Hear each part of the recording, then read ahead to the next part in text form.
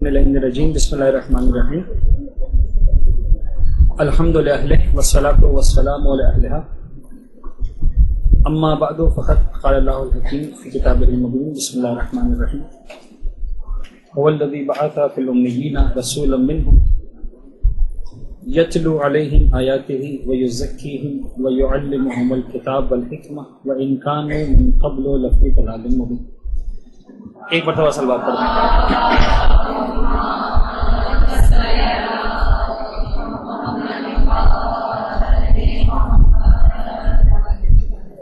ہمارا ٹاپک کچھ اس طرح کا تھا پچھلی کلاس اور آج کی کلاس کی حد تک۔ اگر ضرورت پڑی تو شاید اگلی کلاس میں پھر ہم اس کو دوسرے انداز سے ایلابریٹ کریں گے، ادروائز کسی فقہی ٹاپک پر بات شروع کر دیں گے۔ ابتدائی طور پر ہمارا عنوان تھا مدارس کی اہمیت، علم کی اہمیت، مدارس میں آنے کے بعد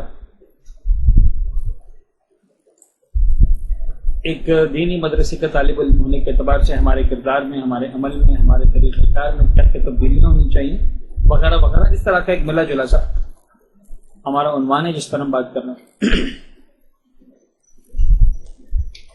پچھلے ہفتے جو آپ کے ساتھ ہماری باتیں ہوئی اس کا خلاصہ یہ ہے کہ ہم نے یہ عرض کیا آپ کی خدمت میں کہ پروردگار عالم نے جناب پیغمبر اکرم کو جب مبعوث پر رسالت فرمایا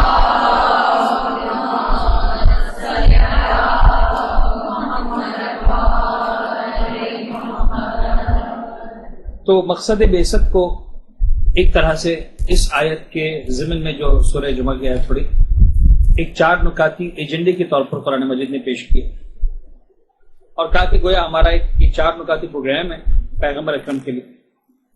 پہلا کام یہ ہے کہ یتلو علیہم آیاتہ، آیات کی تلاوت کریں، ویزکیہم، ان کا تزکیہ کریں، ویعلمہم الکتاب والحکمہ، انہیں مرحلے اولا میں کتاب کی تعلیم دیں اور ثانوی مرحلے میں، اگلے مرحلے میں حکمت کی تعلیم بھی دیں۔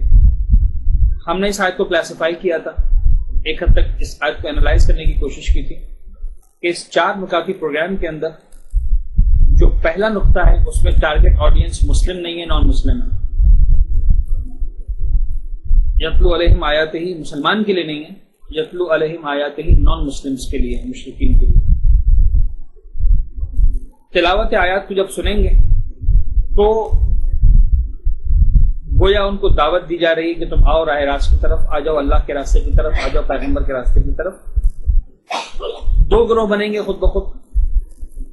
ایک گروہ وہ ہوگا جو تلاوت آیات کو سن کر ایمان لے آئے گا اور اپنے آپ کو گویا دوسرے مرحلے میں پہنچا دے گا، اور ایک گروہ وہ ہوگا کہ جو نہیں مانے گا، نہیں سمجھے گا، نہیں سنے گا اور ایکسیپٹ نہیں کرے گا پیغمبر کی بات کو، ایز اے پیغمبر تسلیم کرنے کو تیار نہیں ہوگا۔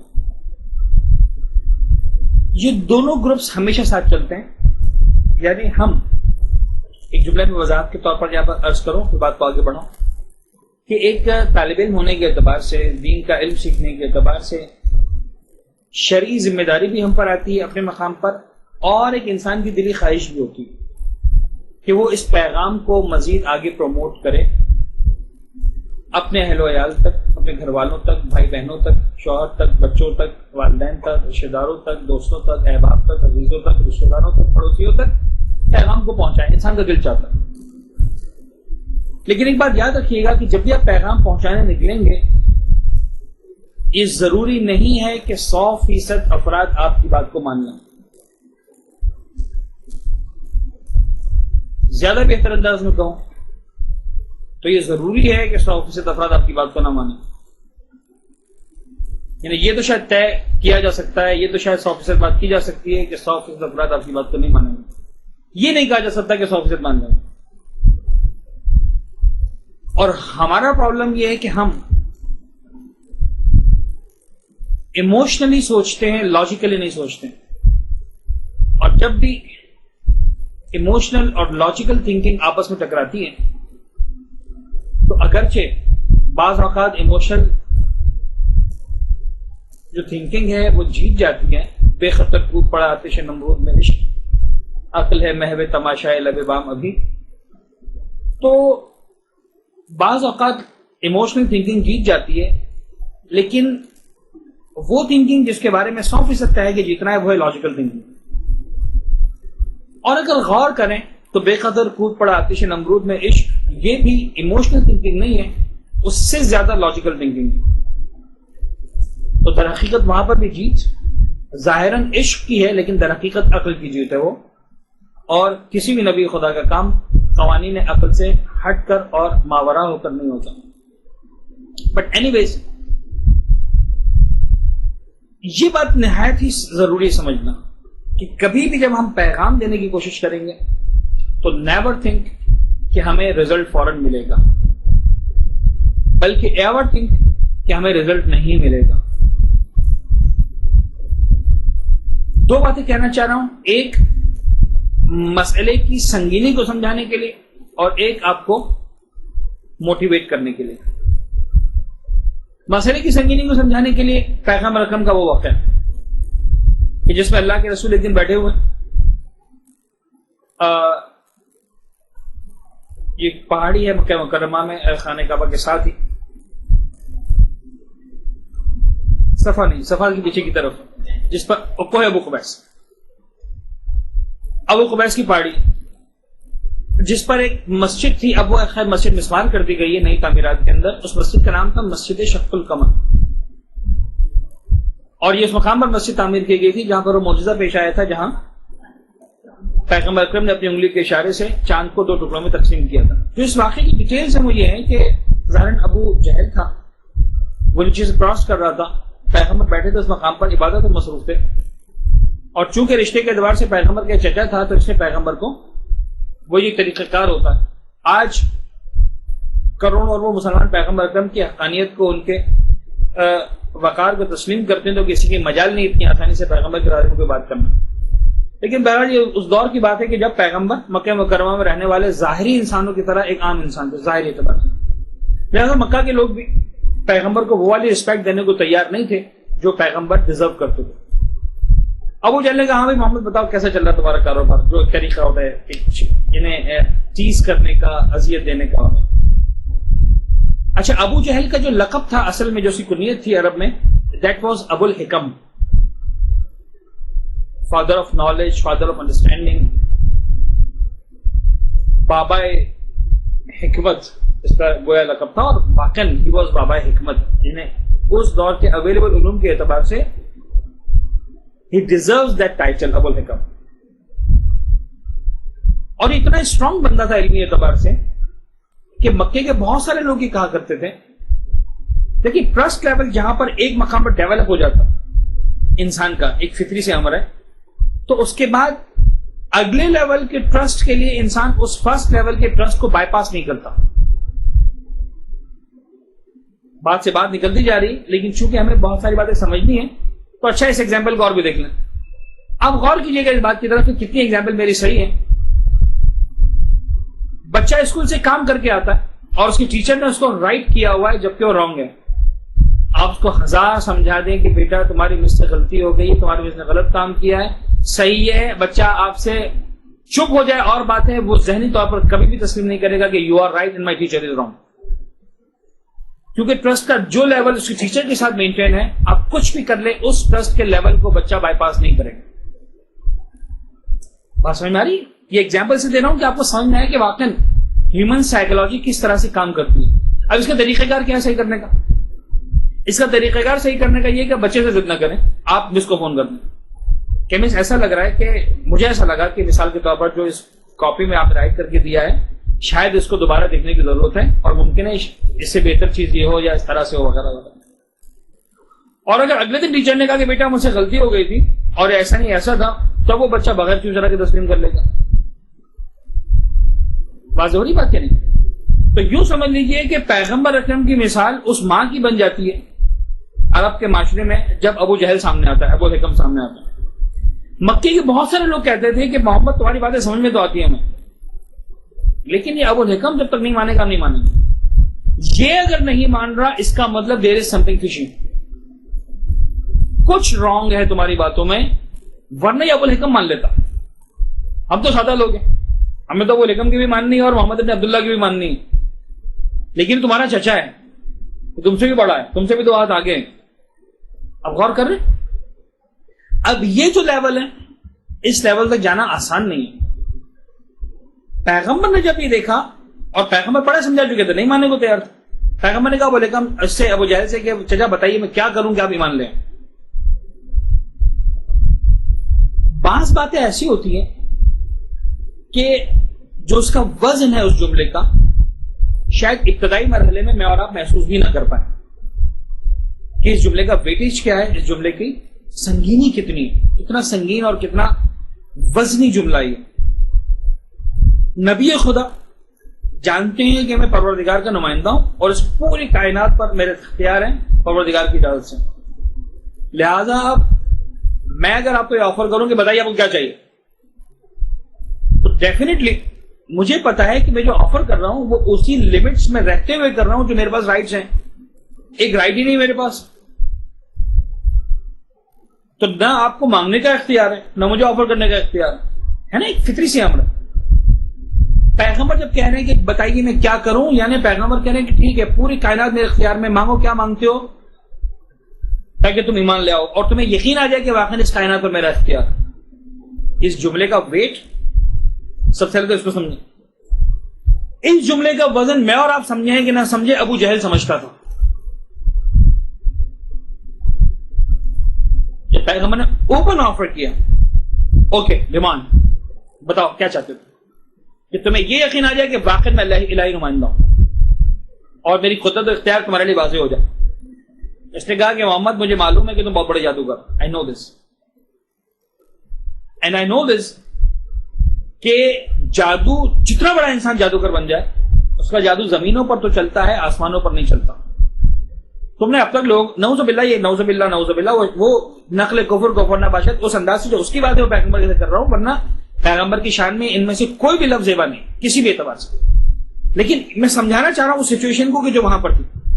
اس نے کہا کہ محمد تم نے گویا وہ یہ کہنا چاہ رہا ہے کہ تم نے بڑے لوگوں کو بیوقوف بنایا. مثال کے طور پر تم نے ہاتھوں میں پتھر اٹھا لیے, پتھروں نے بولنا شروع کر دیا, لوگ بیوقوف بن گئے. تم نے درخت کو آگے بلا لیا, لوگ بیوقوف بن گئے. تم جادوگر ہو. وہ تو فرعون کے جادوگروں نے بھی کر ڈالا تھا نا, رسیاں پھینکی تھی سانپ بن گئے تھے. تو تم نے اس طرح سے نعوذ باللہ لوگوں کو دھوکے میں ڈال کے رکھا ہوا. یو آر اے میجیشین, تم ایک جادوگر ہو, ناٹ مور دین دس. اور میں جانتا ہوں کہ تم لوگوں کو تو بیوقوف بنا سکتے ہو, مجھے نہیں بنا سکتے اس طرح سے. لہذا میں تم سے کوئی ایسی چیز نہیں مانگوں گا کہ جو زمین میں ہو اور تمہارے اختیار میں ہو, تمہارے علم کے اعتبار سے. پیغمبر نے کہا بتاؤ کیا مانگتے ہو. دیکھیں یہ وہ کہہ کے اس نے ایک جملہ کہا کہ اب جو تم سے مانگ رہا ہوں وہ تمہارے بس میں نہیں. یعنی ابو الحکم یا ابو جہل وہ جانتا تھا کہ اب جو میں مانگ رہا ہوں یہ صرف اور صرف وہ کر سکتا ہے کہ جس کے پاس واقعا نمائندہ الہی ہونے کی سند ہو, باقی وہ کر ہی نہیں سکتا, اس کے پاس میں ہی نہیں. And he was right. Really he was ابو الحکم. دیکھیں اس انداز سے جج کرنا ہر ایک کا کام نہیں. عام عرب جو مسلمان ہوئے تھے ان کے لیول میں تھا یہ بات کرنا پیغمبر سے. بہت سادے لوگ تھے, اس میں کوئی شک نہیں ہے کہ وہ پیغمبر کی سچائی پر سچے انداز سے ایمان لے کر آئے تھے. لیکن یہ جو کریٹیکل سٹائل ہے یہ ہر ایک کے پاس ہوتا بھی نہیں ہے, ہر ایک کو جچتا بھی نہیں. کوئی ہائی لیول کا بندہ اس کو جچتا اس طرح کا کریٹیکل سٹائل. لیکن یہی علم بعض اوقات انسان کو مروا دیتا. He was right. He knew this very well کہ جو میں مانگ رہا ہوں یہ صرف اور صرف نمائندہ الہی کر سکتا. لہٰذا اس کا اگلا اسٹیپ یہ تھا کہ اگر پیغمبر کر کے دکھا دیں تو اب اس کو مان لینا چاہیے کہ واقعی تم نمائندہ الہی ہو. اس نے کہا مجھے پتا ہے تم جادو کرو, دنیا میں جادو چلتا ہے, آخرت قیامت میں نہیں چلتا, سوری آسمانوں میں نہیں چلتا, تم اس چاند کے دو ٹوڑے کر کے دکھاؤ. یعنی he knew this very well یہ جو بات میں نے کی ہے محمد نے سوری کرنا ہے, نعوذ باللہ شرمندہ ہو جانا, اور مجھے رسوائی کا موقع کرنے مل جائے گا کہ میں پورے مکے میں آرام سے محمد کو رسوا کر سکوں گا کہ یہیں جھوٹے. نعوذ باللہ کچھ ان کے اختیار میں قدرت بھی نہیں. پیغمبر کا جملہ, ابو جہل کا جملہ, دونوں جملوں کا ویٹیج آپ نوٹ کر لیں. اس کے بعد پیغمبر نے کیا کیا, فوراً معجزہ نہیں دکھایا.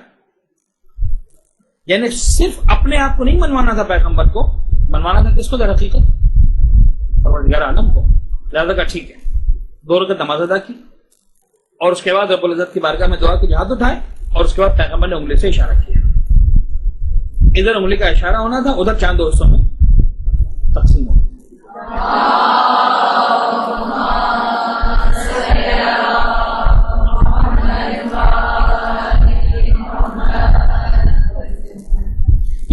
واقعہ جو اس پورے انالیسس کے ساتھ آپ نے سنا، آپ کی خیال میں رزلٹ کیا ہونا چاہیے تھا؟ یعنی ایمانداری کی بات ہے کہ چونکہ اتنا انالائز کیا تو ہمارے لیے بڑا کلیئر ہے، لیکن بہرحال ان دونوں افراد کے لیے جو ایک ایک اینڈ پر کھڑے ہوئے ہیں، پیغمبر کو پتا ہے کہ میں کیا کر رہا ہوں، اول جہل کو پتا ہے کہ میں کیا کروا رہا ہوں، ان کو پتا ہے میں کیا آفر کر رہا ہوں، ان کو پتا ہے کہ میری ڈیمانڈ کیا ہے، بالکل کلیئر ہے دونوں کے لیے. یعنی واقعی شاید ہم کھڑے ہوتے ہوئے سمجھ میں بھی نہیں آتا کہ ہو کیا رہا ہے، کس لیول کی بات ہو رہی ہے، کس لیول کی بالنگ اور بیٹنگ ہو رہی ہے، کس لیول کا عمل اور رد عمل ہے، ہمیں کچھ سمجھ نہیں آتا شاید، پر وہ دونوں سمجھ رہے تھے. یعنی ان کی خاص لینگویج تھی.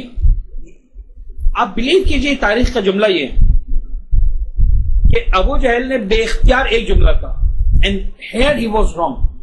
اور یہ بھی میں ساتھ میں ایک جملہ اضافہ کرتا ہوں کہ جب وہ پہلے بات کر رہا تھا تب وہ صحیح بات کر رہا تھا اور وہ جانتا تھا کہ وہ صحیح بات کر رہا. یعنی جب اس نے پیغمبر سے کہا تھا کہ تم بہت بڑے جادوگر ہو، لیکن جادوگر صحیح بات نہیں مانا، اس حد تک خدا نہ خاصہ اس الزام کی بات نہیں کر رہا کہ جادو دنیا میں زمین پہ چلتا ہے، آسمانوں میں نہیں چلتا، وہ صحیح بات کر رہا تھا. یعنی وہ صحیح بات کر رہا تھا کہ اگر واقعی تو نمائندے الہی تو کر کے دکھاؤ، تو دکھا دو گے کر کے، تو اس طرح میں کر کے دکھاؤ گے تو تم نمائندے الہی. یہ ساری بات جانتا تھا، صحیح کر رہا تھا، صحیح پتا تھا اس کو کہ نمائندے الہی کے علاوہ نہیں کر سکتا. لیکن جب اس نے بعد میں کہا تو وہ غلط بات کر رہا تھا اور وہ جانتا تھا کہ وہ غلط بات کر رہا تھا. He knew this, that I am wrong. He was wrong and he knew that he is wrong.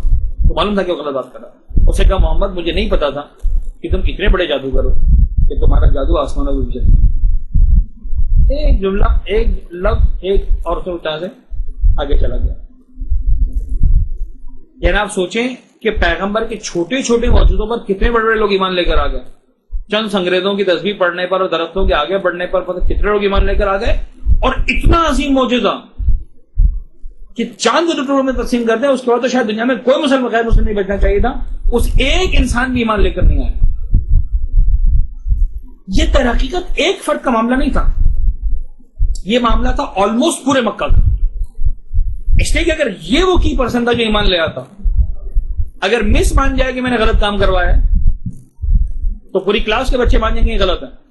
ورنہ پوری کلاس کے بچوں کی امائیں سمجھاتی ہیں کہ بیٹا یہ غلط ہے، بچے ماننے کو تیار. یہ والی مثال تھی. ایک ابو الحکم اگر مان جائے کہ یس محمد از رائٹ تو آپ دیکھیں مکہ کا نقشہ ہی بدل جائے گا. اس لیے کہ علمی اعتبار سے بھی وہ one of the highest levels پر ہے، اقتدار کے اعتبار سے بھی one of the highest levels پر ہے، دونوں صورتوں کے اعتبار سے ہائیسٹ پر. مکہ کا نقشہ بدل جائے گا اس کے ایک ماننے پر. لہذا پیغمبر نے اتنی بڑی آفر کی اور اتنا بڑا معجزہ کر کے دکھایا. ورنہ پیغمبر کی ذمہ داری نہیں ہے کہ ہر شخص کو معجزہ دکھاتے کریں. یعنی نعوذ باللہ پیغمبر یا ائمہ تعلیم میں سے کوئی جو ہے وہ کوئی کرتب دکھانے والا نہیں ہے کہ 100 آدمی آ رہے ہیں آپ یہ معجزہ کر کے دکھائے ہوگے، وہ معجزہ کر کے دکھائے ہوگے، وہ معجزہ کر کے دکھائے، اور یہ کرتے رہے پیغمبر. کچھ کام ہی دنیا میں ان کے پاس. It's not like that. اتنی بڑی بات پیغمبر کر کے دکھا رہے. سمجھانا صرف یہ کہ جب اس لیول پر بھی رزلٹ نہیں ملتا ہے اتنا بڑا معجزہ آفر کرنے کے بعد، تو میں اور آپ کیا چیزیں. First of all we should understand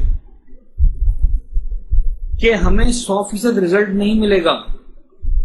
لہذا ایموشنل ہو کے نہیں سوچنا، لاجیکل ہو کر سوچنا. اچھا اب اس کا نتیجہ یہ نکلا کہ ہم بولنا بند کر دیں، بولا ہی نہیں جب رزلٹ ہی نہیں ملنا. تو اب میں نے کہا تھا نا 2 باتیں کروں گا. ایک بات مسئلے کی سنگینی اور حساسیت کو سمجھانے کے لیے، دوسری موٹیویشن کے لیے.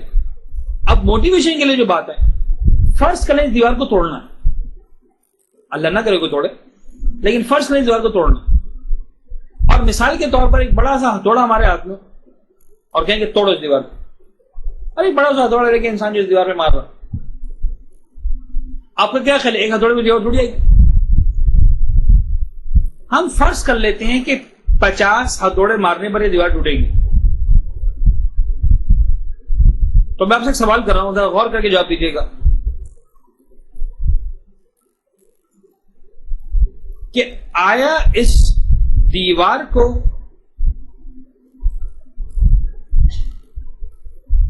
ایک ضرب جو 50ویں تھی اس نے توڑا یا 50 ضربوں نے مل کے توڑا؟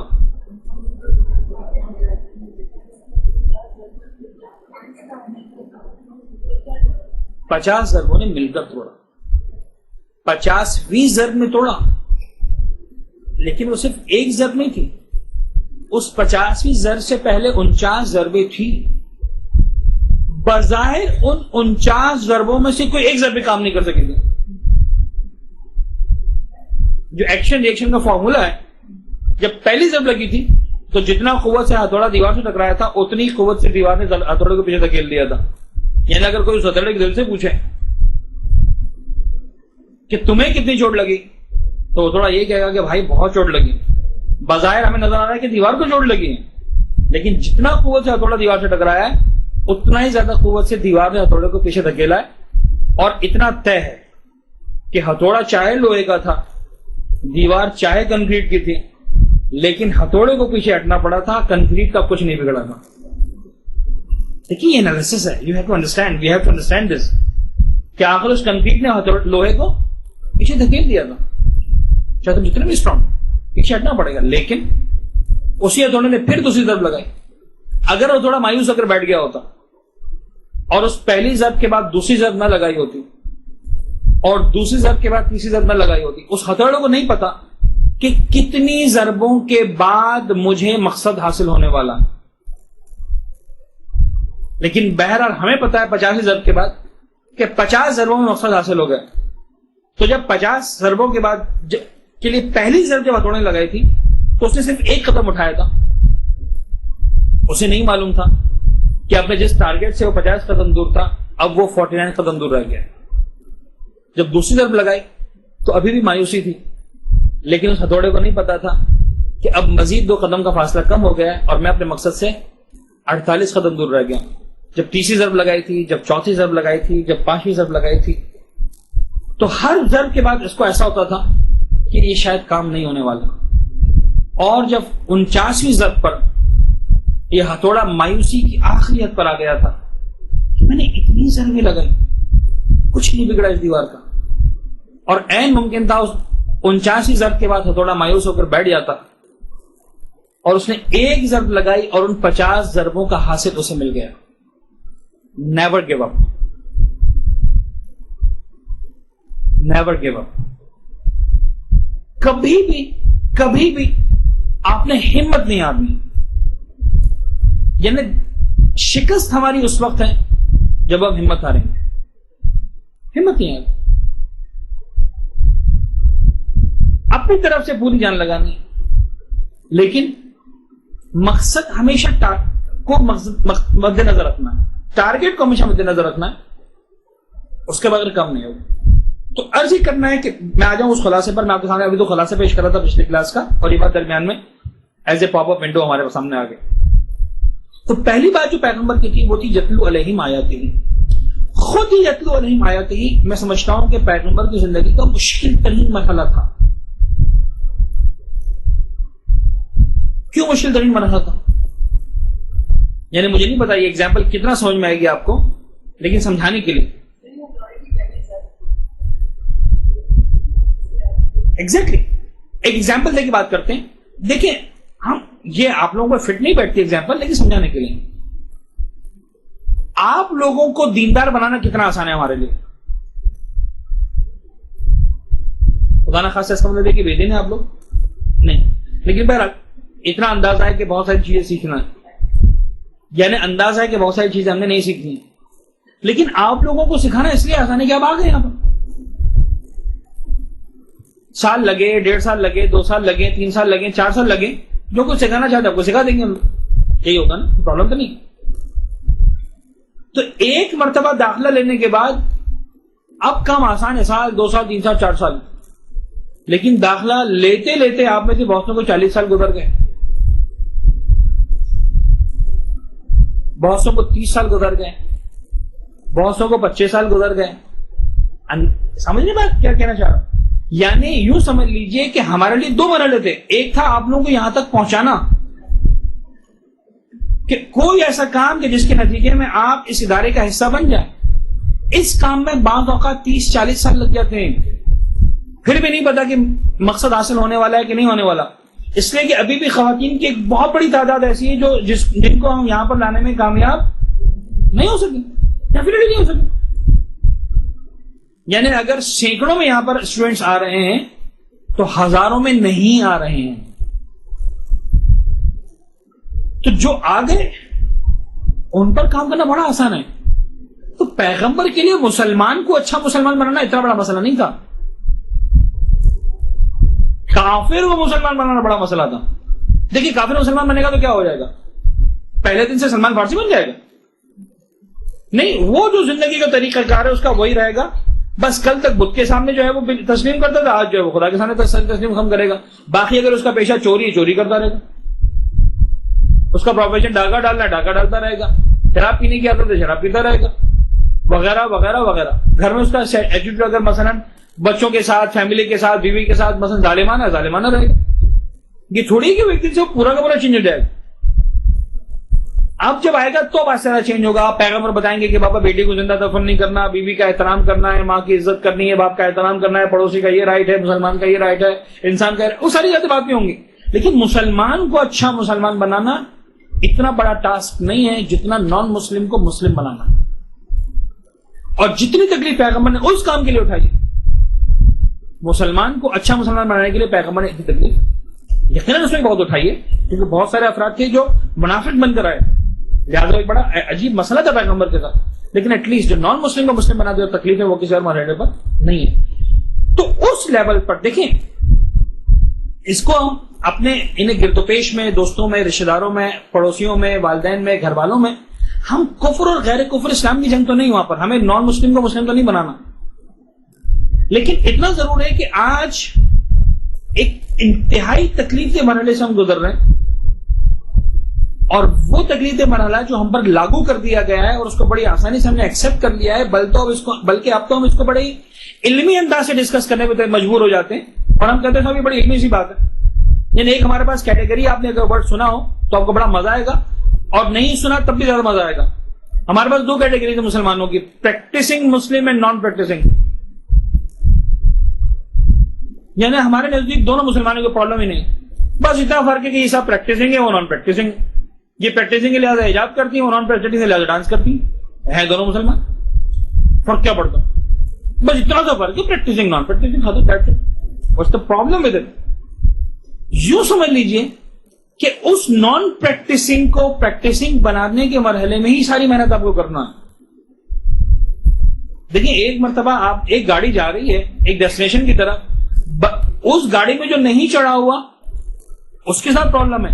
ایک مرتبہ دھکم بیل کے ساتھ اس کو گاڑی میں چڑھا دیا تو اب چاہے اتنا رش تھا کہ جاتے جاتے ٹانگ ٹوٹ گئی، لیکن بہرحال مقصد پر پہنچ جائے گا، انسان ڈیسٹینیشن پر پہنچ جائے گا.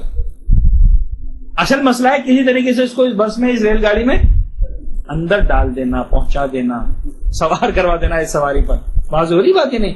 ان الحسین مصباح الہدا و سفینۃ النجات یہی ہے، حسین نجات کا سفینہ ہے. بابا اس سفینے پہ چڑھ جاؤ تو چاہے کسی انداز میں لنگڑے لولے سے ہی پہنچ جاؤ گے.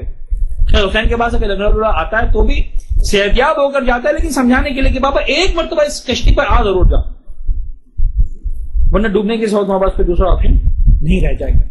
تو یہ انتہائی اہم مرحلہ ہے. تو خیر یہ تھا پہلا مرحلہ، یتلو علیہم آیاتہ.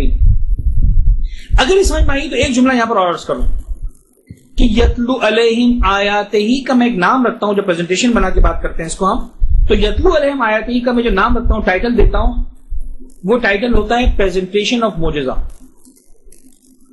پیغمبر کا جو پہلا کام ہے وہ ہے معجزے کو پیش کرنا. دنیا کے کسی بھی نبی کا جو پہلا کام ہے وہ کیا ہے؟ معجزوں کو پیش کرنا، یعنی منوانا کہ ہاں میں خدا کا نمائندہ ہوں. اور وہ چیز جو منواتی ہے وہ کیا ہوتی ہے؟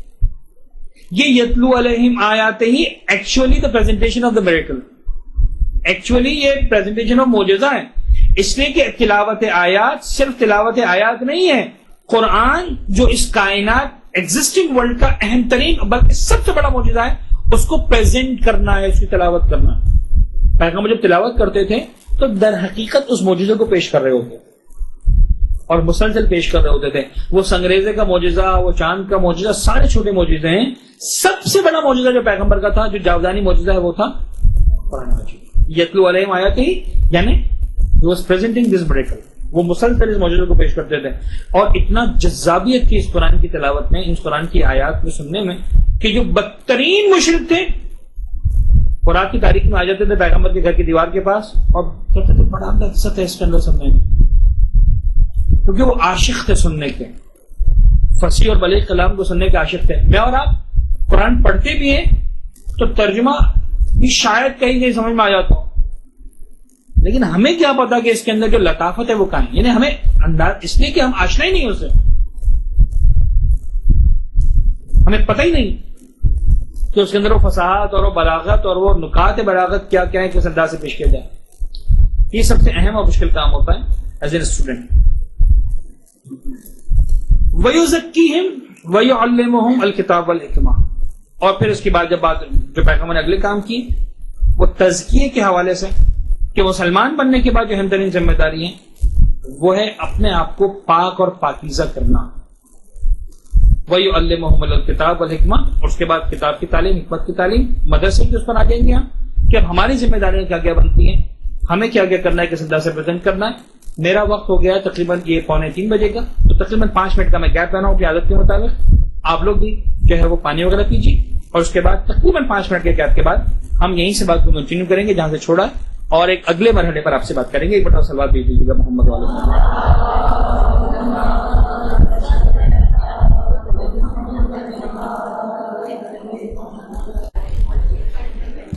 اعوذ باللہ من الشیطان الرجیم، بسم اللہ الرحمن الرحیم، وبہ نستعین وہو خیر المعینین.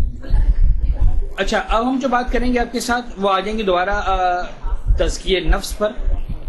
یعنی اب تک ہم ایک بات دوسرے سیگمنٹ میں کر رہے تھے کہ how to promote the knowledge, کس انداز سے ہم نے اس نالج کو آگے بڑھانے میں اپنا کردار ادا کرنا ہے. اور اس کے لیے ایک ہی حصے پر ہم نے بات کی، ادروائز جو تبلیغ کی منزل کی جو مشکلات ہیں وہ اس سے کئی زیادہ ہیں، اور ظاہر سی بات ہے اس بات کی ضرورت ہے کہ اس کو ایڈریس کیا جائے کہ اس سلسلے میں کیا طریقہ کار ہو سکتا ہے اور تبلیغ دین کی منزل میں کیا ٹولز ہیں جس کو یوز کرنا ہے تو بہتر سے بہتر انداز سے کامیابی حاصل ہو سکتی. ایک چیز جو میرے ذہن میں آج کے تک آپ لوگوں کے لیے تھی وہ تھا importance of promotion of knowledge. مجھے صرف ایک جملہ میں بتائیے گا کہ آیا پچھلی کلاس میں شہزادی کون ہے؟ حضرت فاطمہ زہرا سلام اللہ علیہ.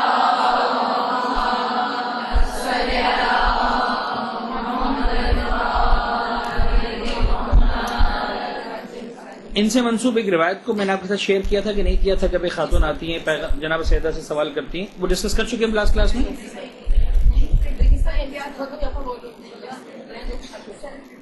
نہیں، پچھلی کلاس میں، پچھلے ہفتے والی، پچھلے ہفتے نہیں کیا تھا نا جو اوکے. ایک روایت جو کچھ سینئر اسٹوڈنٹ سن چکے ہیں وہ آپ لوگ بھی سن لیں، تو بڑی اہم روایت ہے. چونکہ جناب سیدہ سے ہے روایت، لہٰذا میرا دل چاہتا ہے کہ بیکاز ہم سب یعنی شہزادی کے قدموں کی خاک بھی اگر بن جائے تو ہمارے لیے بڑی سعادت کی بات ہے. لیکن بینگ دا لیڈیز آپ لوگ زیادہ جو ہے وہ ایک طرح سے حق بنتا ہے آپ لوگوں کا جناب سیدہ سے اٹیچمنٹ کا، اس اعتبار سے روایت کو چوز کیا. ایک خاتون آتی ہیں جناب سیدہ کے پاس، روایت بحر الانوار میں لکھی علامہ مجلسی نے کتاب العلم کی ابتدائی روایتوں کے اندر آتی ہیں جناب سیدہ کے پاس اور آ کر سوال کہتی ہیں کہ بی بی مجھے میری والدہ نے بھیجا ہے آپ کے پاس ایک مسئلے کا حل دریافت کرنے کے لیے، میں آپ سے سوال پوچھ لوں؟ شہزادی فرماتی کہ ہاں پوچھ لو. اس خاتون نے اپنا ایک سوال جو بھی تھا جو اس کی والدہ نے پوچھا تھا وہ پوچھ لیا، جناب سیدہ نے اس کا جواب دے دیا. جواب لے کر اصولاً اس خاتون کو چلی جانا چاہیے تھا، لیکن اس نے ایک سوال کہا کہ بیوی ایک اور سوال پوچھ لوں؟ جناب سیدہ نے کہا کہ پوچھ لو. اس نے دوسرا سوال بھی پوچھا. جب اس کا جواب اسے مل گیا تو اسے ایک تیسرا سوال یاد آ گیا. کہا بیوی ایک اور سوال پوچھ لوں؟ جناب سیدہ نے کہا کہ پوچھ لو. اس نے تیسرا سوال پوچھا. فثلثت الى الشرط، یہاں تک کہ اس نے 1 by 1 10 سوال پوچھے. جب 10 سوال مکمل ہو گئے تو اب اس خاتون کو احساس ہوا اپنی زیادتی کا کہ جب ایک سوال کی پرمیشن لے کر انسان آیا ہے اور 10 سوال پوچھے گا، ظاہر سی بات ہے کہ آپ دوسرے کے جو ایک رائٹس ہیں اس کو آپ ظاہر کر رہے. تو اس بیوی نے، اس خاتون نے جناب سیدہ سے عذر خواہی کی کہ بیوی میں نے آپ کو تکلیف میں ڈال دی، لہذا میں آپ سے سوری کرتی ہوں. اب جنہوں نے روایت پہلے سنی ان کو تو معلوم ہے کہ اگلا مرحلہ کیا ہے اس روایت کا. جنہوں نے نہیں سنی ان سے میں سوال پوچھ رہا ہوں کہ بہرحال بچپن سے ہم جناب سیدہ کے بارے میں ان کی شخصیت، کردار سنتے آئے، سمجھتے آئے. جب 10 سوالات پوچھنے کے بعد اس خاتون نے اظہار معذرت کیا، اظہار شرمندگی کیا، تو جناب سیدہ کا جواب کیا ہونا چاہیے تھا؟ جی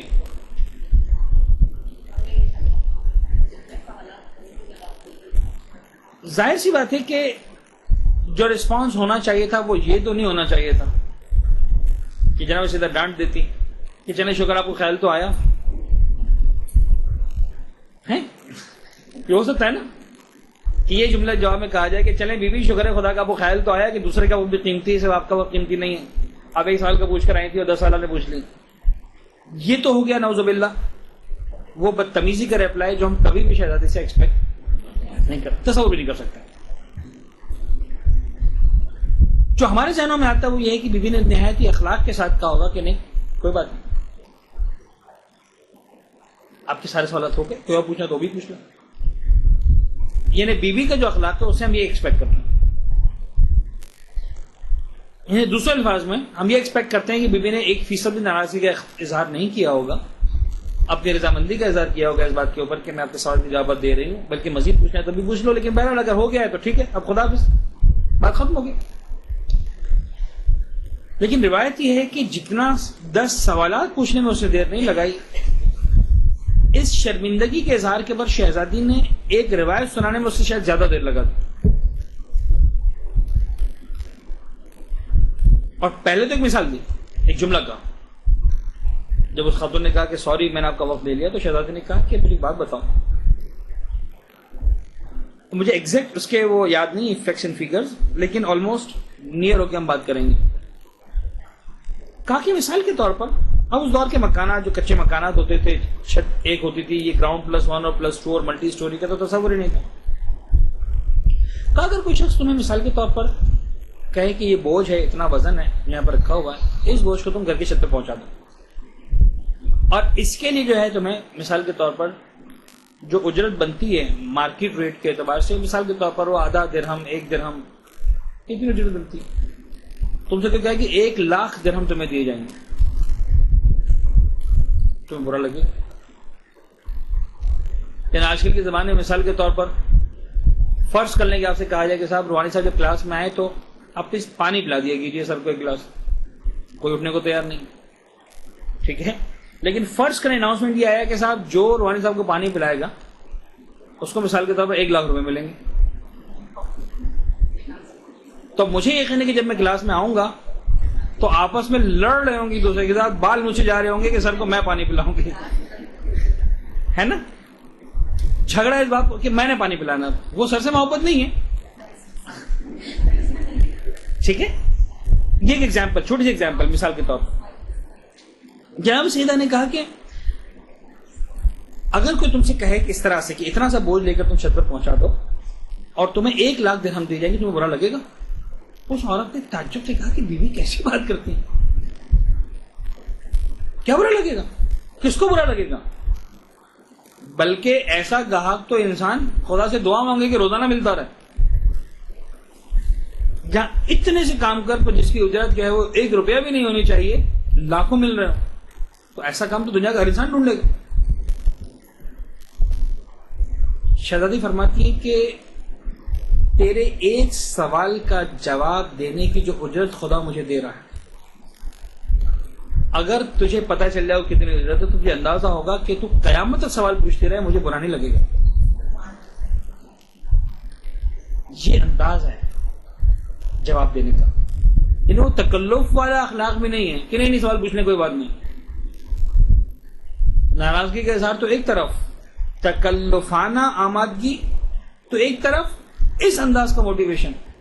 یعنی گویا اس عورت کو احساس دلایا جا رہا ہے کہ تمہارا خیال ہے کہ تم نے میرا وقت لیا، تمہیں احساس شرمندگی ہو رہا ہے، اصولاً تمہیں میرا شکریہ ادا نہیں کرنا چاہیے کہ میں نے تمہارے ساتھ اجابت دیے، مجھے تمہارا شکریہ ادا کرنا چاہیے کہ تم نے مجھ سے سوالات پوچھے. اتنا شفیق انداز علم کو پروموٹ کرنے کے لیے اگر ہے تو پھر دیکھیں کہ دین کہاں سے کہاں پہنچتا ہے. ادروائز باتیں باتیں باتیں بہت ہیں, جھگڑے بہت ہیں, ناراضگیاں بہت ہیں, ڈی موٹیویشنز بہت ہیں, فائدہ نہیں. خیر مجھے اس ٹاپک کو بھی ڈسکس نہیں کرنا. یہ تو ہو گیا. اچھا اس کے بعد پوری روایت ہے پھر کہ وہ شہزادی نے بتلایا کہ میں کیوں ایسا جملہ کہہ رہے ہیں. پھر جناب شہزادی کونر نے ایک روایت سنائی, کہا کہ سنو تم کو روایت سناتی ہوں. میرے بابا نے مجھ سے فرمایا قیامت کا میدان ہوگا اور جب پورا عالم جمع ہوگا. پوری تفصیلی روایت ہے, اب اس میں نہیں جا رہا, صرف شارٹ اس کا بتاتا ہوں جلدی سے, ورنہ اس کو انالائز کرنے جاؤں گا تو شاید ہمارا آدھا گھنٹہ اس پہ پھر نکل جائے گا اور جو بات کرنی ہے وہ رہ جائے گی. اور وہ یہ کہ کہا کہ میرے بابا نے مجھ سے کہا کہ قیامت کا میدان ہوگا, اولین اور آخرین کے انسان جمع ہوں گے, تو ایسے میں ایک مرحلہ آئے گا کہ جب منادی پروردگار کی طرف سے ندا دے گا کہ کہاں ہیں یتیمان آل محمد کی کفالت کرنے والے, اینا کافلو ایتام آل محمد, کہاں ہیں آل محمد کے یتیموں کی کفالت کرنے والے. ایک ٹائٹل جو غیبت کبریٰ کے دور میں ہم اہل بیت کے ماننے والوں کو, شیعوں کو دیا گیا ہے, جو بڑا اہم ٹائٹل ہے, اور یوں سمجھ لیجیے کہ وہ ٹائٹل ہے جو ہر شیعہ کو دل و جان سے عزیز ہونا چاہیے, وہ ہے یتیم آل محمد. اور امام کی روایت ہے کہ وہ بچہ جس کے سر سے باپ کا سایہ اڑ جائے وہ یتیم ہے, نو ڈاؤٹ. اس سے بڑا یتیم وہ ہے جو امام کے ہوتے ہوئے دور غیبت کی وجہ سے اپنے امام کے چہرے کی زیارت سے بھی ہم لوگ یتیمان آل محمد. قیامت کے میدان میں منادی ندا دے کے شہزادی فرماتی میرے بابا نے کہا کہ کہاں ہیں یتیمان آل محمد کی کفالت کرنے والے. اور جب یہ ندا دی جائے گی تو پھر وہ افراد سامنے آئیں گے کہ جنہوں نے علم دین حاصل کر کے اس کو باقاعدہ طور پر اپنے اسٹوڈنٹس تک, اپنے پاس آنے والوں تک پہنچایا ہو. اور یہ کچھ افراد ہوں گے جو ہاتھ اٹھائیں گے اور آگے بڑھیں گے, ان کو ریسیو کیا جائے گا, ان کو عزت دی جائے گی, اور اس کے بعد ان کو ہر ایک کو بہشتی حلے دیے جائیں گے, بہشتی لباس دیے جائیں گے. وہ لباس جب ان کو دیے جائیں گے ان کی سروسز کے اعتبار سے, پھر ان سے کہا جائے گا کہ تم یہ لباس ان لوگوں میں بانٹو, ان کے لیول کے اعتبار سے, ان کے مرحلے کے اعتبار سے جنہوں نے تم سے علم حاصل کیا. بانٹنا شروع کریں گے, جتنا ان کو ملتا رہے گا اتنا ان کو ریپلیسمنٹ ملتا رہے گا, بلکہ 10 گنا ریپلیسمنٹ ملتا رہے گا. ان لوگوں سے کہا جائے گا تم آگے بانٹو, وہ آگے بانٹنے شروع کریں گے, ان کے ساتھوں کو ملے گا, ان کے ساتھوں کو ملے گا, سب کو ملتا رہے گا. اس طرح سے اتنی کہاں تک بات پہنچے گی. پھر شہزادی فرماتی ہے کہ ان بھلوں کا ایک تار, ایک دھاگا, وہ اتنی قیمتی ہیں کہ ان بہشتی لباسوں کا ایک دھاگا دنیا اور زمین و مافیہ کے درمیان جو کچھ ہے اس سے زیادہ وہ ایک دھاگا قیمتی ہے. تو جس کا ایک دھاگا اتنا قیمتی ہو, اس کا ایک لباس کتنا قیمتی ہوگا, جس کا ایک لباس قیمتی ہو اس کے لاکھوں حلے کتنے قیمتی ہوں.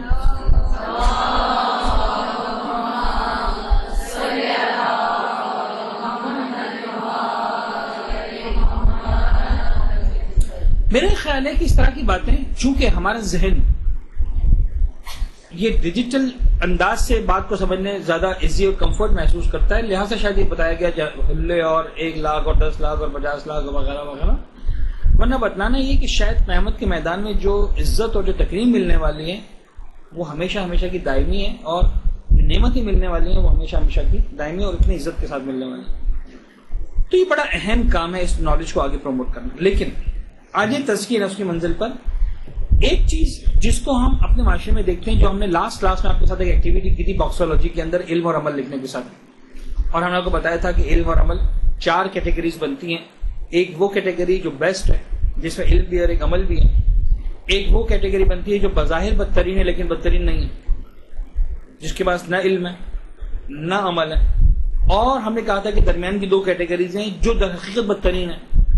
ایک وہ کیٹیگری کہ جہاں پر علم ہے اور عمل نہیں ہے, ایک وہ کیٹیگری جہاں پر عمل ہے اور علم نہیں ہے. ٹھیک ہے, یہ 4 کیٹیگریز ہماری بن رہی تھی, اور ہم نے وہاں پر اگر ایک بات ڈسکس کی تھی کہ بینچ آف دا ٹائمز ایسا ہوتا ہے, یعنی ہم لوگوں کے پاس جو آپشنز ہیں وہ 2 ہی ہیں, یا علم اور عمل دونوں ہیں, یا علم ہے اور عمل نہیں ہے. ہم چونکہ غیر صاحبان علم نہیں ہیں، لہذا گروپ نمبر 3 یا گروپ نمبر 4 میں جانے کا ہمارے پاس آپشن ہی نہیں ہے. تو دا کوشچن از کہ why sometimes we remain in group number 2 instead of going to group number 1. وہ کیا وجہ ہے کہ علم آ جاتا ہے لیکن عمل نہیں آ پاتا؟ کیا راز؟ اس کا ہم نے ایک یوں سمجھ لیجئے کہ ایک عنوان بنایا ہے اور اس کا ایک نام رکھا ہے ہم نے، اینڈ دیٹ نیم از، مجھے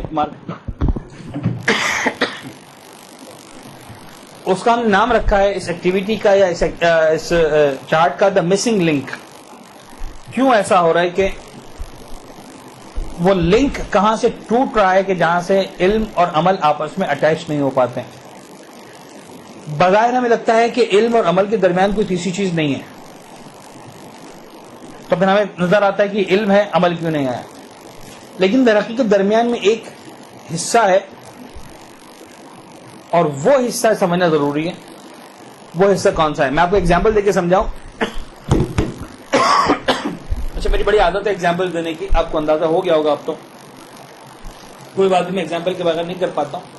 مثال کے طور پر یہ ایک رنگ ہے، زنجیر جو آپ لوگ گلے میں بھی پہنتے ہیں، مثال کے طور پر حلقے ہوتے ہیں مختلف، وہ آپس میں جڑے ہوتے ہیں. یہ ایک رنگ ہے، یہ ایک دوسرا رنگ ہے.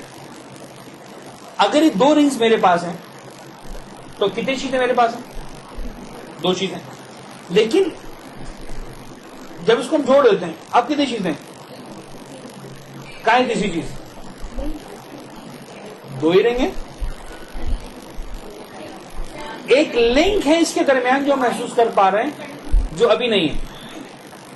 یہ ابھی بھی 2 ہیں، اس صورتحال میں بھی 2 ہیں.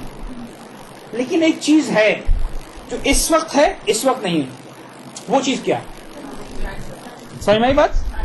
اس کا نام ہے دا مسنگ لنک. علم اور عمل 2 حلقے ہیں. ہمارے پاس علم والا حلقہ ہے، عمل والا نہیں ہے. کیوں نہیں ہے؟ وہ لنک کہاں پر ہے جس کی وجہ سے جہاں پر بھی علم ہو، خود بخود عمل کا حلقہ جڑا ہوا جائے اور یہ دونوں جو ہے رنگز آپس میں مل جائیں، اٹیچ ہو جائیں. وائی؟ کیوں ایسا ہو رہا ہے کہ ہمارے پاس یہ علم والی رنگ تو آ جاتی ہے، عمل والی رنگ نہیں آ پاتی؟ سمجھ میں آئی بات آپ کو؟ یہ نہیں.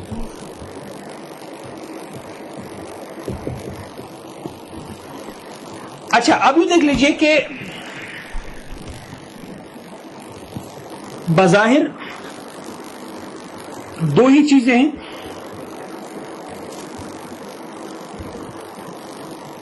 علم اور عمل، ٹھیک ہے نا؟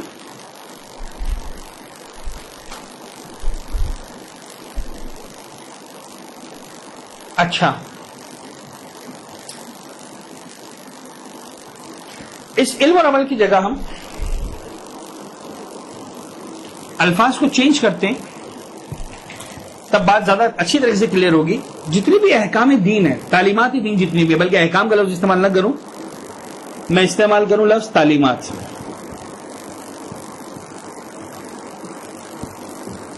یا وہ ہیں عقائد، یا وہ ہیں احکام. عقائد نام ہے جاننے کا، اور احکام نام ہے ان چیزوں کا جن کا تعلق منزل عمل سے ہے. ٹھیک ہے کہ نہیں؟ What you believe and what you are suppose to do. عقائد آپ کے بلیوز ہیں اور احکام آپ کے روزمرہ کے معمولات کے مسائل اور اس کی چیزوں کا نام ہے. بظاہر ہی ہم کو 2 چیزیں لگتی ہیں، لیکن در حقیقت یہ 2 چیزیں نہیں ہیں. در حقیقت یہ 4 چیزیں ہیں. کیسی 4 چیزیں ہیں؟ منزل عقائد میں در حقیقت 2 چیزیں ہیں.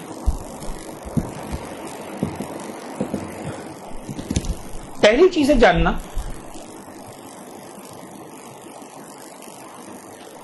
اچھا، عقائد کے بارے میں یہی کہا جاتا ہے کہ عقائد وہ چیزیں جن کا تعلق عمل کرنے سے نہیں، آپ کی معلومات سے، آپ کے عقیدے سے.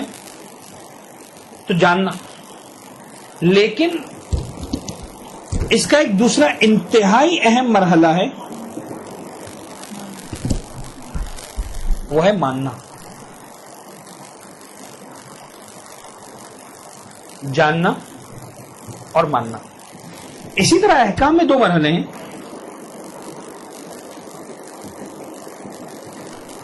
جاننا اور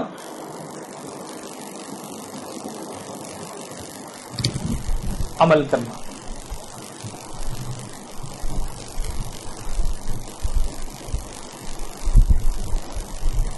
اب سوال ہمارا اصولاً تو یہاں پر ہے کہ آخر کیا وجہ ہے کہ وی نو بٹ وی ڈونٹ ڈو. سوال یہاں پر ہے کہ ہمارے پاس علم آ جاتا ہے لیکن عمل نہیں آتا. سوال تو یہ ہے. اس کا جواب یہ کہ ایک لنک ہے جو مسنگ ہے. اور وہ کون سا لنک مسنگ ہے؟ وجہ یہ ہے کہ یہاں سے ہم سیدھا یہاں پر آ جاتے ہیں.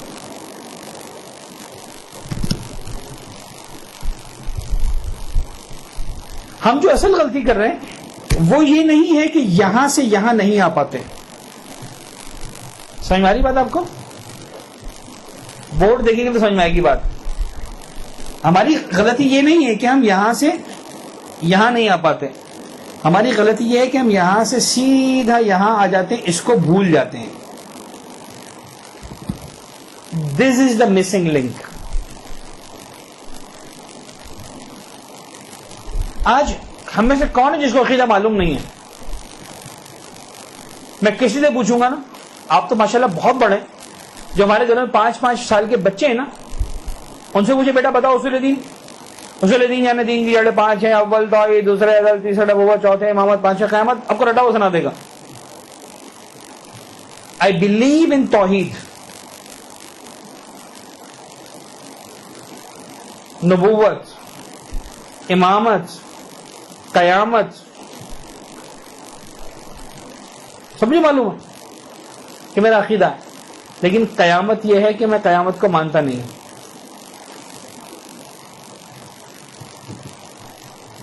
میں جانتا ہوں قیامت کو مانتا نہیں. پتہ نہیں ایگزامپل صحیح ہے کہ نہیں, لیکن چلے دے دیتے ہیں. کیونکہ ہماری کلاس ہم نے شروع سے کوشش کی ہے کہ ہلکی پھلکی رہے زیادہ مزہ آتا ہے. آپ میں سے وہ خواتین جو شادی شدہ اور جن کو اپنے گھر میں بڑے سخت کرٹیسزم کا سامنا ہے اس وجہ سے میں آتے وقت, یقیناً ایسے ہوں گے کچھ افراد. جب کلاس ختم ہوتی ہے نا, مثال کے طور پر 4:30 بجے, تو ان کی کوشش ہوتی ہوگی کہ 4:31 نہ ہو کلاس ختم ہونے میں, 4:29 میں کلاس ختم ہو جائے, چپل پہنے, جوتے پہن کے بھاگے گھر پر. اگر پہنچنے میں 5 منٹ دیر ہوگی تو قیامت آ جائے گی, ہے کہ نہیں؟ تو جہاں یقین ہے کہ قیامت آ جائے گی وہاں عمل چینج ہو جاتا ہے. اگر واقعا ہمیں یقین ہو گیا نا جس دن کی قیامت آ جائے گی, اب یقین کیجیے عمل چینج ہو جائے گا. پھر چاہے بظاہر کتنا ہی 4 مو نیاز بٹ رہی ہے, مٹھائی بٹ رہی ہے, گھیر آئی ہوئی ہے, رجب کا مہینہ آنے والا نا, اب تو ٹھیک ہے نا, پتہ نہیں یہ نظر آئی ہوئی ہے اور وہ آیا ہوا ہے, سب کچھ جتنی بھی نظر آئی ہوئی ہے, کوئی نظر نہیں آئے گی. صرف ایک قیامت نظر آ رہی ہوگی جو گھر میں منتظر ہے 5 منٹ لیٹ ہونے کی صورت میں. جتنا بھی چاند دے دو انسان کو, اگر یقین ہو جائے قیامت آنے والی. اب میں کوئی ایگزامپل جو میں نے اتنی مرتبہ دی ہے کہ میں خود تو خیر شرمندہ ہوتا ہوں اس مثال کو دیتے ہوئے اپنے آپ سے, لیکن شاید اسٹوڈنٹ جنہوں نے نہیں سنی ہوتی ان کے لیے پھر بھی اس میں چارم ہوگا اس ایگزامپل کے اندر, میرا خیال. اس لیے کہ جب فرسٹ ٹائم میں نے ایگزامپل دی تھی مجھے خود بھی بڑا مزہ آیا تھا. 70s یا ارلی 80s جب ایران کا اسلامی انقلاب نیا نیا کامیاب ہوا تھا, اور کافی سالوں سے وہ شاہ اور سب چل رہا تھا, تو یوں سمجھ لیجیے کہ تقریباً ایران کے سیاسی حالات اتنے خراب تھے کہ زیارتوں پر جانے کا تصور زیرو ہو کر رہ گیا تھا, جیسے ایک زمانے میں عراق کے بھی حالات. مجھے اسی طرح یاد ہے, at that time I was about 10 years old, 1980 میں, اور ایران کا انقلاب نیا نیا کامیاب ہوا تھا, اور ہماری والدہ گئی تھی زیارتوں پر ہمارے گھر سے, اور چونکہ اندازہ کچھ بھی نہیں تھا, گروپ بن گیا, چلو بھی جا رہے ہیں شوق میں زیارتوں میں. یہ گروپ بنا تھا آلموسٹ دسمبر میں, پہلا گروپ تھا. مرحوم شبیر علی میں باپو ہوا کرتے تھے, وہ اس قافلے کو لے کر گئے تھے. خدا ان کو اور تمام بزرگان دین کو جنت نصیب کرے اور ان کی کوششوں کو اپنی بارگاہ میں قبول فرمائے. اچھی طرح یاد ہے کہ میری والدہ گئی تھی, شاید چھوٹا بھائی بھی اس کے اندر گیا تھا. تو کینٹ اسٹیشن یا پتہ نہیں سٹی اسٹیشن سے ٹرینیں جایا کرتی تھی زمانے میں, پورا وہ بھی بوگی بک کرائے ہوئی. آپ نے بھی ایسا سین دیکھے ہوں گے. اب تو خیر وہ تقدس نہیں رہا, ورنہ زمانے میں ہمیں اچھی طرح معلوم ہے کہ کاروان جب گیا تھا فرسٹ ٹائم تو نہ جانے کتنی دعوتیں تو جانے سے پہلے ہو گئی تھی, اور امام زامین کے پروگرامز ہو رہے ہیں, اور پتہ نہیں بکرے کے صدقے کے بکرے کاٹے جا رہے ہیں, اور یہ ہو رہا ہے. اور ایک عجیب ہی رونق تھی کہ بھئی یہ قافلہ جو ہے وہ زیارتوں میں جا رہا ہے امام رضا علیہ السلام کی. اینی ویز ہم اسٹیشن پہ پہنچے. ٹرین کے اندر جو سامان تھا اس کی کیفیت دیکھنے والے تھے, جو مجھے سمجھانا ہے اصل ایگزام, جو اصل بات کی نہیں. یعنی جو سامان آپ تصور کر سکتے ہیں وہ سامان اس کے اندر تھا. یعنی مالدار ترین خاندان کی لڑکی کو اتنا جہیز نہیں ملتا ہوگا جتنا کاروان میں سامان جا رہا تھا. یہ میں آپ کو صحیح بتا رہا ہوں, ساری باتیں اپنی آنکھوں سے دیکھیے. بستر, گدے, تکیے, کمبل, چادریں, رضائیاں. صاحب دسمبر کا مہینہ ہے, سردی ہوگی, سب لے کر جا, پتہ نہیں وہاں جنگ زدہ علاقہ ہے, ملے کہ نہ ملے.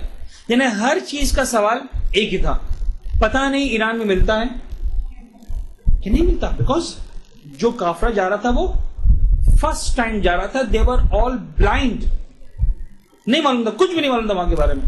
نہ انٹرنیٹ تھا, نہ جناب وہ تھا کہ پتہ چلتا ہے وہاں پہ کیا ہو رہا ہے, کچھ نہیں پتا. اتنا پتا ہے کہ جنگ زدہ علاقہ ہے. 65 کی وار یاد تھی ہر ایک کو کہ کیا ہوتا ہے جنگ میں. لہٰذا ایک ہی سوال تھا, پتہ نہیں ملے کیا ملے نہ ملے. لہٰذا گدے لے لو, تکیے لے لو, سردیوں کا موسم ہے کمبل لے لو, یہ لے لو, وہ لے لو. اچھا جناب, چاول, دالیں. پھر کسی کو خیال ہے کہ صاحب نمک کہاں سے آئے گا, پتہ نہیں. اچھا نمک جیسی چیز کے بارے میں سوال یہی ہے, پتہ نہیں ملتا ہوگا کہ نہیں ملتا ہوگا, لہٰذا نمک بھی بھر بھر کے جا رہا. پھر کسی کے ذہن میں خیال آیا کہ صاحب کھانا لے کر تو جانے, پکائیں گے کیسے. تو جو کیروسین آئل کے جو چولہے ہوتے ہیں, پرائمس کہتے ہیں اس کو, وہ چولہے لیے. پھر کسی کے ذہن میں خیال ہے کہ چولہا تو لے کر جا رہے ہیں, اس کا مٹی کا تیل کہاں سے آئے گا, کیروسین لے کر جا رہے ہیں.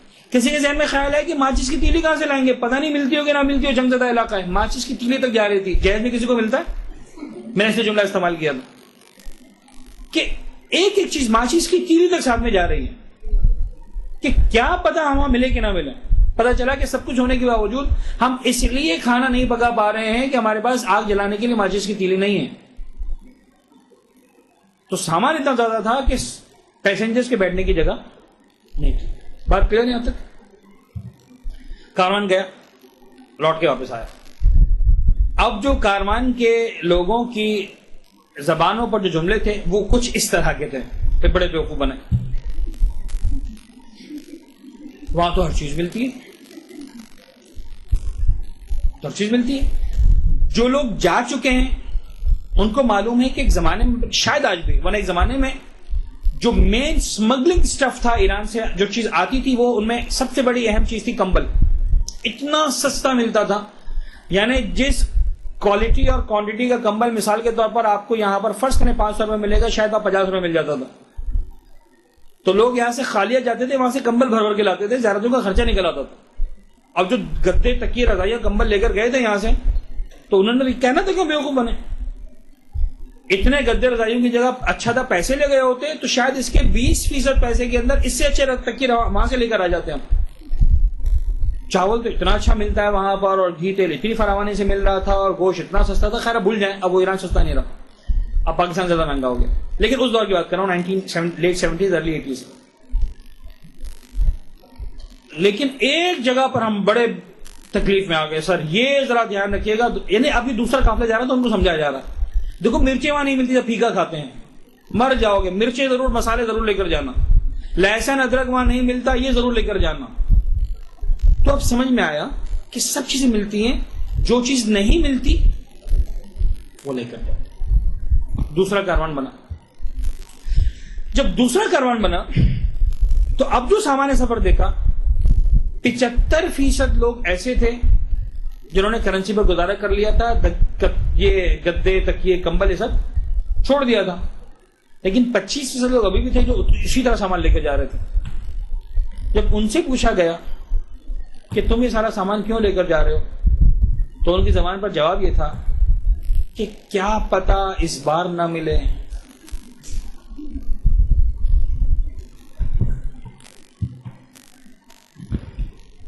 اب سمجھ میں آیا؟ جو دوسرا کاروان تھا اس کے پاس کس چیز کی کمی تھی؟ اس کی کمی نہیں تھی. انہیں پتہ چل گیا تھا ایران میں سب کچھ ملتا ہے. ان کے پاس اس چیز کی کمی تھی. سمجھانا یہ ہے کہ جن 75% نے مان لیا ان کا عمل کچھ اور تھا. جنہوں نے نہیں مانا, the only missing link is ماننا. اہل بیت اطہار کی ایک بھی نماز شب قضا نہیں ہوتی ہے, اس لیے کہ انہوں نے مان لیا ہے. جو مان لیتا ہے اس کی نیند اڑ جاتی ہے. ہم جانتے تو ہیں, ہم نے مانا نہیں ہے, لہذا ہماری آنکھ لگ جاتی ہے. تو سادہ سی بات ہے. اگر ہم نے دس از دا مسنگ لنک. انتہائی اہم چیز ہے یہ ماننا, انتہائی اہم چیز. پھر وہ جملہ یاد کرے, اگر یقین ہے کہ قیامت آنے والی, عمل یہاں تبدیل ہو جائے گا. چاہے وہ گھر کی چھوٹی سی قیامت ہے, مجازی خدا کی قیامت, تو وہ جو حقیقی قیامت ہے, حقیقی خدا والی, اگر ہم مان لیں کہ وہ قیامت آنے والی. اور پھر جو ایران کا بازار ہے اس کی جگہ آ جائے قیامت کے بازار میں. قاعدہ یہی ہے کہ جو چیز وہاں ملتی ہے اس کو یہاں تیار مت کرو. اگر وہاں کمبل ملتا ہے تو یہاں سے کمبل لے کر مت جاؤ. اگر وہاں کھانا پینا ملتا ہے اور یہاں سے اچھا ملتا ہے تو یہاں سے کھانا پینا لے کر مت جاؤ. کیا لے کر جاؤ؟ کرنسی لے کر جاؤ. یہاں تمہاری ذمہ داری کرنسی کو تیار کرنا. ہم یہاں مکان بناتے ہیں, قیامت میں بہت اچھا ملنے والا ہے. ہم باغات لگاتے ہیں, وہاں بہت اچھے ملنے والے ہیں. یہاں جو تم مکان بناؤ گے بھی, تمہارا خیال اپنے ساتھ لے کر جا سکو گے, کبھی لے کر نہیں جا سکو گے. لہٰذا کرنسی لے کر جاؤ, اور جس کرنسی سے کاروبار چلتا ہے آخرت کے بازار میں, اس کرنسی کا جو یونٹ ہے اس کا نام ہے تقویٰ, عمل. جس دن بلیو آ گیا, جس دن یہ یقین آ گیا, اور اس کی ہے آپ 1000 ایگزامپلز لے کے آ جائیں. یعنی یہ وہ مقام ہے کہ جہاں پر ایگزامپل ایک نہیں ہے, آپ سینکڑوں ایگزامپل بنا سکتے ہیں. جس بچے کو پتا ہو کہ اگر میں نے ہوم ورک نہیں کیا اور میری پٹائی ہونے والی ہے, آپ اس کا کردار دیکھیں, اس کا طریقہ دیکھیں. وہ مرتے مر جائے گا لیکن ہوم ورک کے بغیر اسکول میں نہیں جائے گا. تو کون سی لو معلوم, اس کو یقین ہے. ہاں, جس لمحے اسے یقین ہو گیا کہ ٹیچر نہیں آنے والے اسکول, آپ دیکھیں وہ اگر اس نے بے لکھ لیا تھا, نقطہ رہ گیا تو اس نقطوں کو نہیں لگائے گا. وہ بلیف کتنا زیادہ انسان کے عمل پر اثر انداز ہوتا ہے, کتنا زیادہ اثر انداز ہوتا ہے. تو اصل مسئلہ جو لنک ہے اس جاننے اور اس عمل میں, وہ اس کا جواب یہاں پر چھپا ہوا ہے, اس کے اندر ہے. کہ یعنی یوں سمجھ لیجئے کہ اس جاننے کے بعد ہم اس جاننے تک آ جاتے ہیں. اگر اس ماننے کو مان لیں تو پھر خود بخود اس تک پہنچنا, عمل تک پہنچنا ہمارے لیے 1% مشکل نہیں رہے گا. اور یہ ماننا, دیکھیں یہ جاننا اور یہ عمل کرنا, یہ 2 رنگز ہیں. اس کے درمیان جو رشتہ ہے وہ اس ماننے کی وجہ سے, وہ رشتہ ہمارا مسنگ ہے, دا مسنگ لنک. وہ جو ایک ربط ہے غیر مرئی لیکن محسوس, نظر نہیں آتا لیکن ہم محسوس کر سکتے ہیں. وہ تیسری چیز میں کہوں نکال کر دے دیں مجھے صاحب ان 2 رنگز کے درمیان میں سے, تو کوئی بھی مٹیریل چیز نہیں ہے, اس کو الگ نہیں کر سکتے ہیں. آپ میرے ہاتھ میں 2 حلقے تو پکڑا سکتے ہیں, 2 رنگز تو میرے ہاتھ میں دے سکتے ہیں, لیکن جو تیسری چیز ان دونوں کے درمیان ہے, جو اٹیچمنٹ ہے, وہ الگ سے نہیں لے کر آ سکتے. یہ بات کلیئر ہو گئی آپ کی؟ یہ اہم ترین چیز ہے جو مدرسے کے طلاب کے اندر ہونی چاہیے, اہم ترین چیز جو ہونی چاہیے. یعنی اگر لاسٹ کلاس میں ہم نے ڈسکس کیا تھا صرف علم اور عمل کی حد تک, یہ علم اور عمل ہو گیا نا, جاننا علم ہو گیا اور یہ عمل ہو گیا. تو جو لاسٹ کلاس میں باکسولوجی ہم نے بنائی تھی اور ہم نے کہا تھا group number 1 and group number 2, اگر ہم گروپ نمبر 1 میں تھے تو اس سے اچھی بات نہیں ہے. بٹ فار اینی ریزن ہم نے اپنا تجزیہ کیا اور ہم نے سمجھا کہ میں اس وقت گروپ نمبر 1 میں نہیں ہوں, شاید گروپ نمبر 2 میں ہوں. اور آپ سوال پوچھیں کہ سر کیا وجہ ہے میں گروپ نمبر 2 میں ہوں, تو آج اس کا جواب ڈسکس کیا ہم نے کہ اگر ہم گروپ نمبر 2 میں ہیں تو اس کی وجہ یہاں ڈھونڈنے سے نہیں ملے گی, اس کی وجہ یہاں ملے گی. جاؤ جا کر عقیدے کی اصلاح کرو. اور جب عقیدے کی اصلاح کرنے جاؤ گے تب بھی زیادہ سے زیادہ اس مرحلے کی اصلاح ہو پائیں گے. یعنی اگر یہاں پر مدرسے میں عقیدے کی کلاس بھی لگا دی جائے تو عقیدے کی کلاس کس چیز کو سالو کرے گی؟ جاننے کے مسئلے کو. آپ کی نالج کو انہانس تو ہم کر سکتے ہیں, لیکن آپ کی بلیف کو انہانس آپ نے خود کرنا ہے. یہ آتا ہے پریکٹس سے, یہ آتا ہے اس علم کو اپنے وجود میں اتارنے سے, گھولنے سے. بعض وقت آپ نے دیکھا شکر ڈالتے ہیں پانی میں, گھلی ہوئی نہیں ہوتی, نظر آ جاتی نیچے. تو چاہے جتنی بھی شکر ہو, پانی کا پئیں گے آپ کو پھیکا ہی لگے گا. کہ پانی کب میٹھا ہوگا؟ حالانکہ شکر موجود تھی, جب بھی گھلے گا. ہمارے پاس یہ عقیدے کی شکر ہے تو صحیح, اس کو اپنے وجود میں ہم نے گھلایا نہیں ہے, تو ہم ابھی بھی پھیکے کے پھیکے. جب یہ عقیدہ ہمارے وجود میں گھل جائے گا نا, تو چاہے بہت زیادہ اسٹرانگ نہ بھی ہوا, مٹھاس آ جائے گی. پھر وہ جتنا زیادہ گڑ ڈالتے جاؤ اتنا زیادہ میٹھا ہوتا جائے گا, جتنا عقیدے کو انہانس کرتے جاؤ. آخری بات کلاس مکمل, آخری بات وہ یہ کہ اس کلاس کی حد تک واٹ وی کین ڈو, ہم اس چیز پر کوئی کام نہیں کر سکتے. The only thing we can do is this. یعنی آپ کا درد کچھ اور ہے, اور جو ہم دوا دے رہے ہیں آپ کو وہ آپ کے درد کی دوا ہے ہی نہیں. لیکن مسئلہ یہ ہے کہ اس دوا تک پہنچنے کے لیے اس والی دوا کا ہونا ضروری ہے. اگر اس کے بغیر آپ عمل تک پہنچ گئے تو پھر آ جائے گا گروپ نمبر, یعنی وہ جو گروپ نمبر 3 تھا جو بغیر علم کے بھی عمل کر رہا تھا, اس کے پاس یہ دونوں چیزیں تھیں. کسی کو بھی گھنٹوں مسلح پہ بٹھا دینا آسان نہیں ہے, بتا دو. بلیو ہے, وہ ماننا ہے, جب ہی عمل پر آ گیا. وہاں کی مسنگ کیا ہے؟ شیطان کی کامیابی یہاں پر ہے.